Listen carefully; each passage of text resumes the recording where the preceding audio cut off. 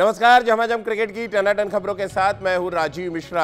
IPL season 15 में इन दिनों सिर्फ एक ही नाम चर्चा में है और वो नाम है रफ्तार के मालिक उमरान मलिक का। आज हम आपको बताएंगे इस टेनिस बॉल से क्रिकेट का सफर शुरू करने वाले उमरान मलिक ने कैसे इस वाइट बॉल के साथ इतिहास रचा, कैसे आईपीएल सीजन 15 में लगातार उनकी रफ्तार की धार के सामने बड़े बड़े धुरंधर चारों खाने चित होते नजर आ रहे हैं। फिर वो चाहे हम रोहित शर्मा की बात कर लें या ईशान किशन जैसे दिग्गज बल्लेबाजों की बात करें। मुंबई मैच हारी और मुंबई के मैच के हारने के पीछे एक बार फिर रफ्तार के सौदागर उमरान मलिक का रोल रहा। उमरान मलिक ने अपने खास इंटरव्यू में जो बातें आप बताई हैं उसका आज पूरा निचोड़ हम निकालेंगे, क्योंकि इस टेनिस बॉल से अगर वो गेंदबाजी की शुरुआत करते हैं और इस वाइट बॉल के साथ 155 किलोमीटर 157 किलोमीटर प्रति घंटे की रफ्तार से गेंदबाजी करते हैं तो फिर आप अंदाजा लगा सकते हैं कि आने वाले समय में जब रेड बॉल उनके हाथ में होगी, टेस्ट क्रिकेट में खुली छूट होगी उनके पास, तो वो क्या कुछ करते नजर आएंगे क्रिकेट के मैदान पर। इन सभी मुद्दों पर डिटेल में बातचीत करें।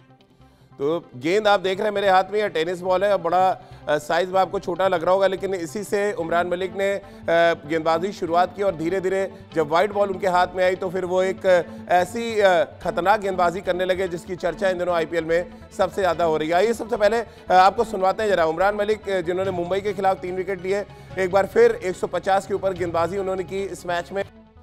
तो टेनिस बॉल से उन्होंने क्रिकेट करियर शुरू किया और इसीलिए मेरे हाथ में ये टेनिस बॉल आप देख रहे हैं। और क्या इस टेनिस बॉल से रितेंद्र सोडी उमरान मलिक को खेलना चाहेंगे या वाइट इस क्रिकेट बॉल से खेलना चाहेंगे, इसी से चर्चा की शुरुआत कर लेते हैं। रितेंद्र, जिस तरह से उमरान मलिक ने कहा कि उनकी जब वो टेनिस बॉल से गेंदबाजी शुरू की उन्होंने तो उनको कोई खेलना नहीं चाहता था जब वो मैच खेलने जाते थे। अभी भी क्या अगर टेनिस बॉल से आपको गेंदबाजी करें, आप खेलना पसंद करेंगे? 150 किलोमीटर प्रति घंटे की ज़्यादा से वो गेंदबाजी करते हैं। देखिए राजीव, अगर ऐसा समय आ जाता है दोबारा से और 150 प्लस उमरान मलिक डाल रहे हैं तो मैं मैच से पहले सुबह कहूंगा कि मेरा थोड़ा पेट खराब है, मैं तो आराम करना चाहूंगा, क्योंकि ऐसी बॉलिंग, इतनी तेज बॉलिंग, ताबड़तोड़ जिस अंदाज से वो बॉलिंग करें। देखिए इंपॉर्टेंट है कि पेस तो वो बढ़िया डाल रहे हैं, लेकिन जो पिचिंग है, जो बॉल उनका हिलता है, जो यॉर्कर्स हैं, जो पेस का वेरिएशन कर रहे हैं, वो कमाल है। तो ये लड़का तो बिल्कुल तैयार नजर आ रहा है और दिन ब दिन ही इज इंप्रूविंग, क्योंकि बहुत बार ऐसा होता है आप 1-2 मैच में अच्छा करते हैं फिर आपका थोड़ा सा ग्राफ नीचे आता है, लेकिन इसका ग्राफ सिर्फ ऊपर जा रहा है, पेस सिर्फ ऊपर जा रही है। So I am sure he is a man to be noted in the notebooks for the future. Saba भाई, आपने भी सुना उमरान मलिक को, लगातार वो चर्चा में है। सामने चाहे ईशान किशन हो, चाहे रोहित शर्मा हो, चाहे विराट कोहली हो, उनकी रफ्तार में कोई कमी नजर नहीं आ रही है। क्या टेनिस बॉल के बारे में जो उन्होंने कहा, टेनिस बॉल से कितना फायदा आप देख रहे हैं? क्योंकि मेरे हाथ में ये दोनों बॉल है, टेनिस बॉल भी है और ये वाइट बॉल भी है। और कैसे आप सफर देखते हैं टेनिस बॉल से शुरू करके वाइट बॉल में आना और इस तरह से तहलका मचा देना आईपीएल सीजन 15 में? बॉलिंग करेंगे तो उसका मतलब यही है कि बॉडी को और ज़्यादा जोर लगाना पड़ेगा उस गति को जनरेट करने के लिए, और इसी का लाभ मिला है इस समय उमरान मलिक को। मुझे तो अच्छा ये लगता है कि अभी जो भी प्रेस के ऐसे स्टेटमेंट आ रहे हैं या फिर उनसे जो बातचीत हो रही है, बहुत ज़्यादा इनोसेंस है इस खिलाड़ी में। इसका मतलब यही है कि और भी आगे सीखने की तमन्ना है और भी आगे और ज़्यादा स्पीड जनरेट करने की कोशिश है, और ये बहुत बड़ा फैक्टर रहेगा उमरान मलिक के लिए भी। देखिए पिछले सालों में या फिर भारतीय नेशनल रेकनिंग में कई सारे ऐसे पेस बॉलर्स आए जिन्होंने 140-145 के ऊपर गेंदबाजी की है। 1-2 गेंदें मुझे याद है श्रीनाथ ने भी 150 से ऊपर की है, पर ये एक पहला पेस बॉलर है जिसकी जो एवरेज स्पीड है वो 150 से ऊपर है और जो हाईएस्ट स्पीड है वो 155-156 के करीब है। तो मुझे लगता है कि इस तरह का पेस बॉलर अभी तक भारतीय इंडियन क्रिकेट सीन में हमें देखने को मिला नहीं है। इसीलिए बहुत ज़रूरी है कि इसको ठीक तरह से हम लोग मॉनिटर करें और आने वाले समय में जल्द से जल्द इसको भारत के लिए खेलना चाहिए। बिल्कुल भारत के लिए खेलना चाहिए। ये सबा भाई जो हमारे पूर्व सेलेक्टर है उनका ये मानना है कि जितनी जल्दी आप उनको नीली जर्सी यानी भारतीय टीम की जर्सी पहना दे उतना ही अच्छा होगा। ये बड़ी खबर है इस समय, क्योंकि as a selector Saba Karim जो कुछ देख रहे हैं, जो कुछ सुन रहे हैं, उसमें आगे हम बातचीत करेंगे, लेकिन इस बड़ी खबर से अपने दर्शकों को भी रूबरू करा दें। ये बड़ी खबर है कि पूर्व सेलेक्टर और क्रिकेटर सबा करीम ने बड़ा बयान दिया कि जितनी जल्दी हो सके उमरान मलिक को अब भारतीय टीम की जर्सी पहना देनी चाहिए। अब इसमें आगे राजकुमार जी, क्योंकि ये बड़ा बयान है, एक तो आप इस बयान को कैसे देखते हैं, क्या वाकई वो तैयार है इंटरनेशनल क्रिकेट के लिए? नंबर एक सवाल। और नंबर दूसरा, एज अ कोच आप कैसे देखते हैं टेनिस बॉल से गेंदबाजी करना और इतनी रफ्तार निकालना, उसके बाद क्रिकेट बॉल में जब आए तो बहुत डेंजरस साबित हो रहे हैं वो, कैसे आप देखते हैं जिस तरह का सफर रहा है उमरान मलिक का? देखिए, बहुत शानदार सफ़र रहा है राजीव।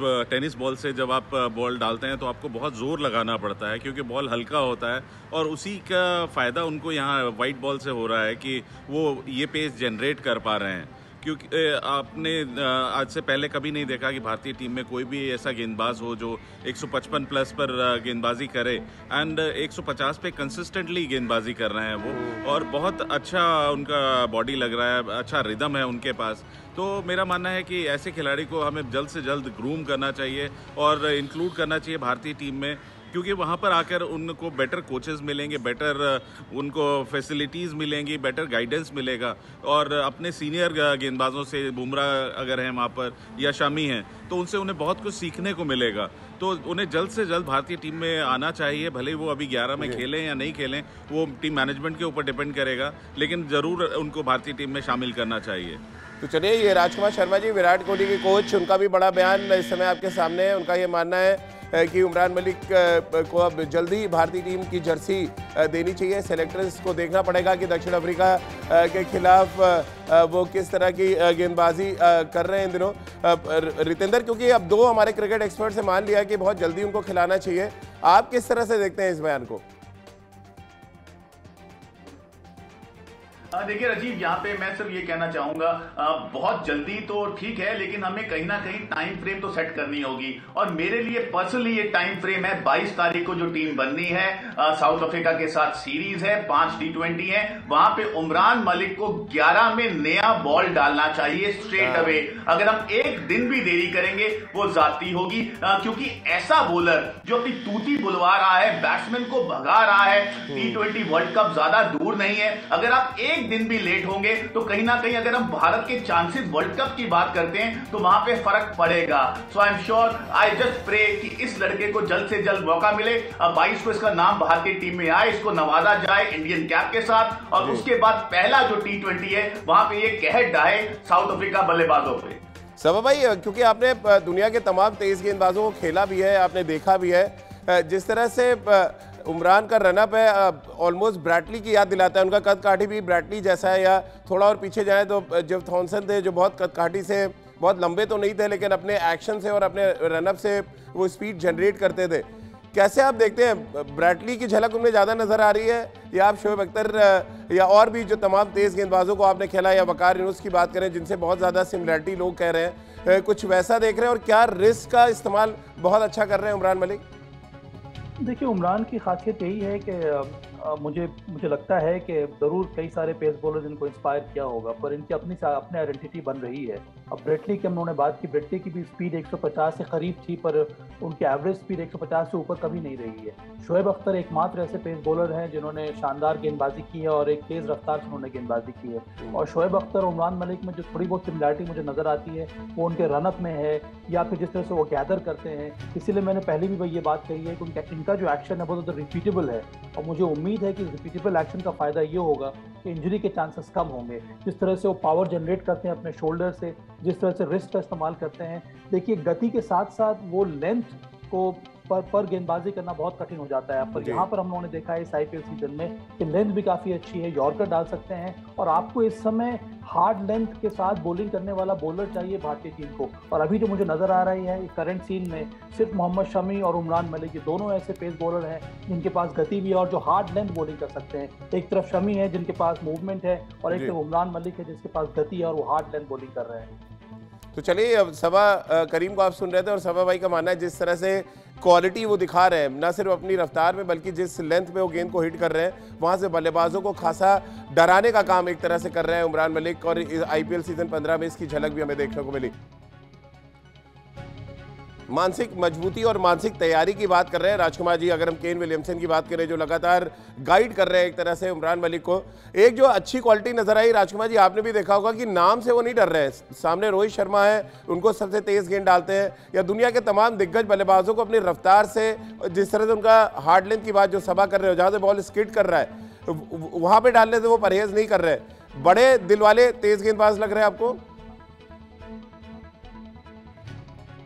बिल्कुल राजीव, बहुत अच्छा उन्होंने अपना टेम्परामेंट दिखाया है। बिल्कुल बॉकडाउन नहीं हुए हैं वो। सामने भले ही कोई भी बल्लेबाज उनके खेल रहा है, वो अपनी स्ट्रेंथ पे बॉलिंग कर रहे हैं और उनको पता है कि उनकी स्ट्रेंथ उनकी तेज़ गेंदबाजी है और वही अपने पेस को मेंटेन कर रहे हैं और जानते हैं कि जिस पेस पर वो गेंदबाजी कर रहे हैं किसी भी बल्लेबाज के लिए वर्ल्ड के वो आसान नहीं होता। जब आप 155 की स्पीड पर गेंदबाजी खेल रहे हो तो कितना ही बड़ा बल्लेबाज हो और कितनी ही अच्छी टेक्निक हो, टेम्परामेंट हो, लेकिन उसकी भी कठिन परीक्षा होती है और वही कठिन परीक्षा ले रहे हैं उमरान मलिक।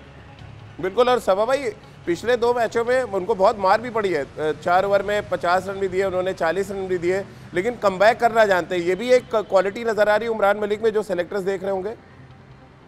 हाँ, मुझे उम्मीद है कि सिलेक्टर्स को ये बात का भी ध्यान रखना होगा। देखिए, गति के साथ साथ आपको आपकी 1-2 बार पिटाई जरूर होगी, पर देखने वाली बात यह है कि क्या उस पिटाई से एक खिलाड़ी सीख पा रहा है कि नहीं। और उमरान मलिक में ये क्वालिटीज देखने को मिल रही हैं। उन्होंने अपने लेंथ में परिवर्तन किया है और ज्यादा डिसिप्लिन वो लेकर आए हैं और इसी वजह से उनको फिर से विकेट्स मिलने लगे हैं। मुझे लगता है कि देखिए, गति है आपके पास तो फिर आप गति के साथ कुछ भी कर सकते हैं। उसमें अगर आप स्लोअर डिलीवरी डालने लगेंगे तो अंतर देखिए कितना हो जाएगा 155 से 120। फिर बल्लेबाज को खेलने में और कितनी ज्यादा परेशानी होगी। तो कई सारे आपके पास ऑप्शंस होंगे विकेट लेने के लिए, पर अंत में आपकी जो स्ट्रेंथ है वो गति है और गति से कभी भी झुकना नहीं चाहिए उमरान मलिक को।